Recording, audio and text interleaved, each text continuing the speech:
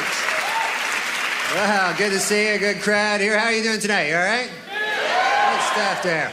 Well, I'm doing all right, too. Not much of a day for me. I bit my tongue today. That was about all. You ever do that? Man, that hurts, huh? Still hurts. And very embarrassing biting your tongue, you know. You just be walking down the street, minding your own business, you know. Doodly-doo, doodly-doo, doodly-ho!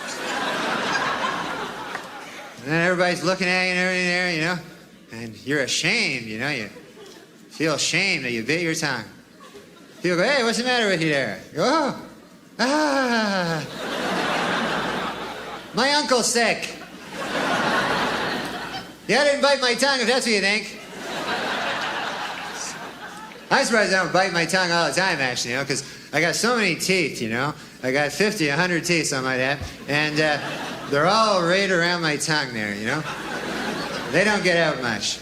But I quit smoking. That's good for your teeth, man. You ever tried that? Holy cow, is that tough, huh? I smoked ever since I was a kid. I always remember smoking, you know. One time I remember as a little kid, I was like 8 years old, and I was behind my garage. I was sneaking a cigarette back there, and my dad caught me. I'll never forget it. His big head came around the corner of the garage. There it was, my dad's big head. And then his body, right after it. There was his body.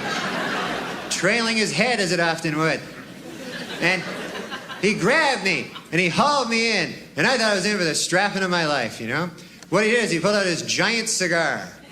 Must have been half the size of my arm, this big cigar. Stuck it in my mouth, lit it up, made me smoke it all the way through, right to the end. That's when I started smoking cigars real heavy. That plan backfired on him. Then there was another time I remember, now that I'm thinking about it. I was behind the garage again, as luck would have it. And this time I was smoking a big fat joint back there. And don't do drugs. And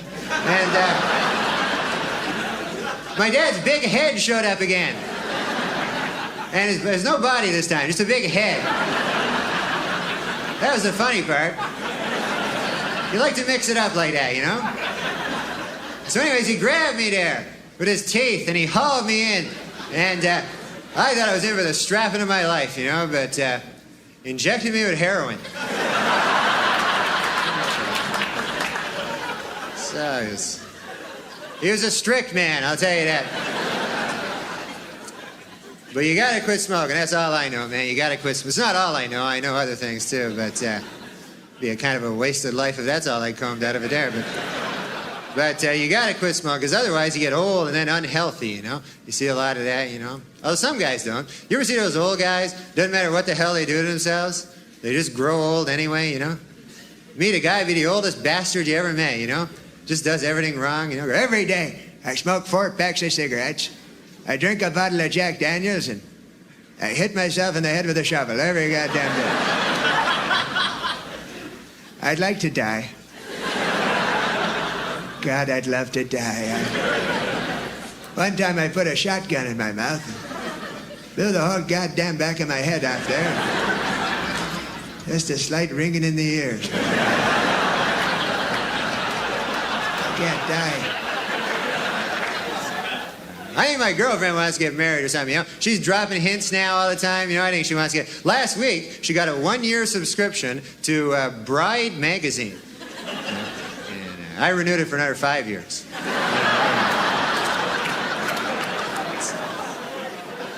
Man, them engagement rings, boy, they cost a lot, boy. I was looking at them. Cost like $1,000, $2,000, you know, $3,000, something like that. $4,000. Big number divisible by 1,000, anyways.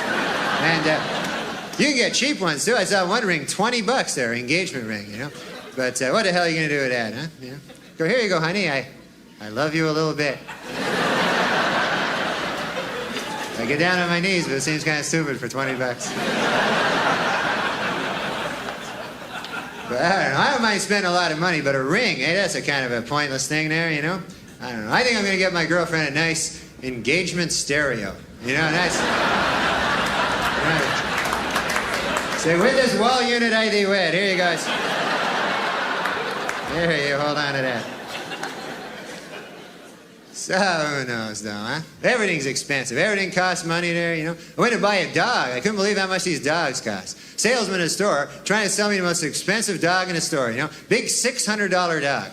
Big Pitbull, $600, you know. And I was looking to pay, you know, maybe a buck, something like that, you know, maybe $2, something like that, you know. But I was going, hey, don't you got a bargain dog around the joint here? Any kind of a dog of the week going on this week? A big bin of dogs, maybe, that I could pull something out of there? But this guy goes, no, he says, why don't you buy this Pitbull? He says, this kind of expensive dog, but he goes, this will protect your valuables, this dog, you know? And, you know, I don't have anything very valuable, you know, I don't own a lot of stuff there, you know. I buy the Pitbull, that would be the most valuable thing I own, right? I'd have to buy something to protect it then, you know. I'd be out shopping for Wolverines the next day there. Show me something in a timber wolf, my good man, I'd be saying to some good man there. No, you don't want a dog like that, man. I want a dog do things for me, you know. Fetch my slippers. That's the joy of having a dog, you know. Pitbull won't do that stuff. Go, hey, Pitbull, fetch my slippers. Pitbull go, hey, I could kill you, pal. I'm a Pitbull. Don't you read the papers or anything? I kill. That's how I don't fetch. I fetch people. That's all I fetch. I can fetch you a guy. That's the best I could do there. And maybe be wearing some slippers. How'd that be? When I was young, no such thing as a pit bull. When I was a kid, it was the meanest dog around, the Doberman dog, you know? And they'd kill you, too. They'd rip your throat out just the same, you know? But not fast like a pit bull, eh? A Doberman always give you a little head start there, you know? They were a sporting dog, them Doberman. They'd see you in the street, they'd go, hey, that your house over there? Yeah, go ahead.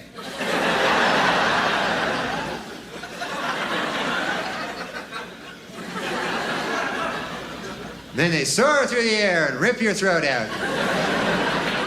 And do a flip, you know, and you'd be impressed, even though you're dead, you know. Man, look at that flip.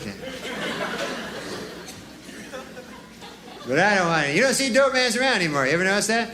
Pit bulls now, they got all the work and everything. All the domestic security jobs go to the pit bulls. And man, a Doberman's like the forgotten dog now, you know. Once in a while you see him on a park bench with a Frisbee there, you know. I used to be somebody. I'm a Doberman. Got a buck? Buck for the Doberman? So I don't get any of those killer dogs, you know. I always buy a dog. When I'm buying a dog, I think to myself, I go, hey, if this dog goes berserk, could I take him?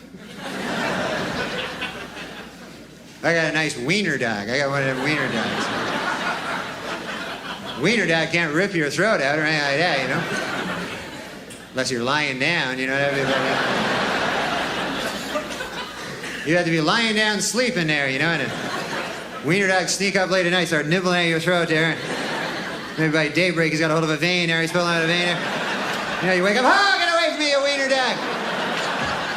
The hell you think you are, a pit bull or something there? Look at my vein back there. Where does he get out of a Wiener dog? There's a hickey, a little hickey there. That's about all. And that's embarrassing too. Hey, you ever have a hickey, man? You be walking down the street, people see you, hey, you got a Wiener dog over there, huh? So I do, now that you mention it.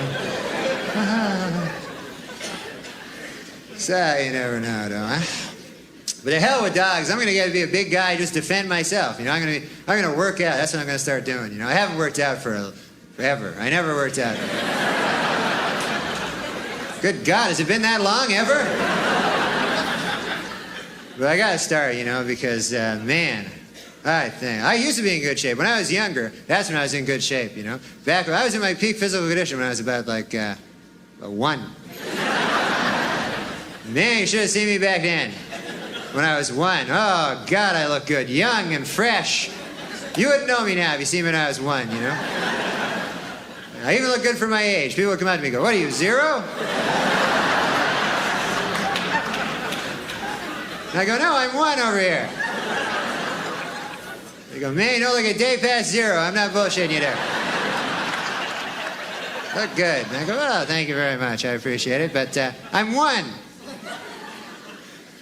So you gotta stay in shape. And I watch the TV, watch a lot of sports on the TV, everything on it, any sport at all. You know, I don't care, you know. And some of those sports are not even sports, you know. You ever see those sports on the TV where they just try to take two different sports and combine them together and make up a new sport?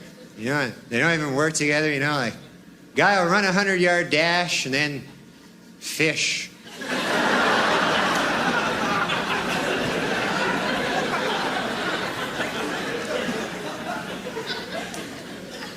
But I don't know. So there's one cliff diving. There's a weird sport. Hey, a guy diving off a cliff there, and they're trying to pass it off as a sport. You know, it's like attempted suicide pretty well, eh? Next week I saw on a TV guy that got washing down Quaaludes with wood alcohol. Can you believe that? How about that for a sport, eh?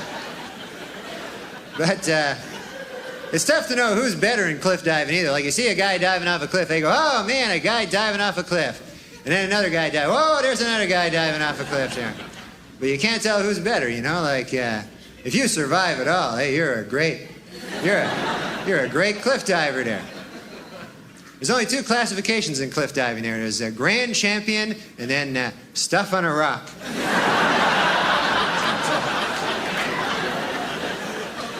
Very hard to make a comeback in that sport, I'll tell you that. It's a lot of dedication there. Oh, man. But I don't know, though, you know. I love the TV, though. Anything on the TV at all. Watch game shows. You ever watch them? You ever see that game show, The Dating Game? That's the oddest game show I ever saw, that show, you know. They got no prize in the show. They just give you, like, another contestant. That's your prize. Just pair you off. No budget at all on the show, you know. And they always do the same thing on the show. They get a beautiful girl, match her up with three giant geeks there, you know. Last week they had a guy on, was like a crazy guy, loony bin, kind of a psycho wingnut, you know? You can tell by how they introduce him. Bachelor number 2 is a shadowy lurking character. From no fixed address, please welcome. He's just a guy. Menacing figure shambles into the studio there, you know? And then they make the girls, you know, ask those questions. They always be about sex, you know? Always thinly disguised sex, you know? Never direct, you know, insertion or anything, but it's always something about, you know, like the girl go, Bachelor number 2, if I were a popsicle, what would you do to me? What would you do to me if I were a popsicle? That's what it says in the card here. So guys, well, if you're a popsicle, huh? Well, first of all, I guess I'd take your wrapper off. If you know what I mean. And then I'd grab a hold of your sticks. If you know what I mean. And then I'd press you against the counter till you're broken too.